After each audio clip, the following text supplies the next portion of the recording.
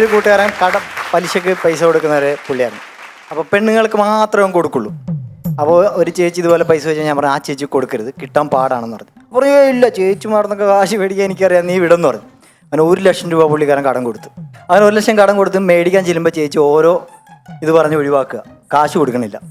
അവസാനം പുള്ളിക്കാരൻ പറഞ്ഞു ഇത് ഞാൻ മേടിച്ചോളാം എന്ന് പറഞ്ഞ് പുള്ളി വീട്ടിൽ കയറി ചെന്നു. പുള്ളിക്കാരൻ പറഞ്ഞു എൻ്റെ കയ്യിൽ പൈസ ഇല്ലെന്ന് പറഞ്ഞു. അപ്പോൾ നിങ്ങൾ തന്നേ പറഞ്ഞുള്ളൂ, ഞാൻ കേസ് കൊടുക്കും എന്നൊക്കെ പറഞ്ഞ് പുള്ളിക്കാരിക്കും വയലുണ്ടായി. പുള്ളിക്കാരൻ ഞാൻ ഇപ്പം കിണറ്റിൽ ചാടുമെന്ന് പറഞ്ഞ് പുള്ളിക്കാരൻ ഒറ്റ ഓട്ടം കിണറ്റെടുത്തേക്ക്. പുള്ളിക്കാരൻ പിന്നാലെ പോയി ചേച്ചിയെ പിടിച്ച് രണ്ടും കൂടെ അങ്ങ് കിണറ്റിൽ.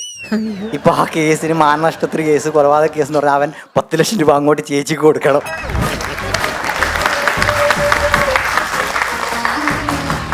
കുഴപ്പമില്ലായിരുന്നു, കുഴപ്പമില്ല.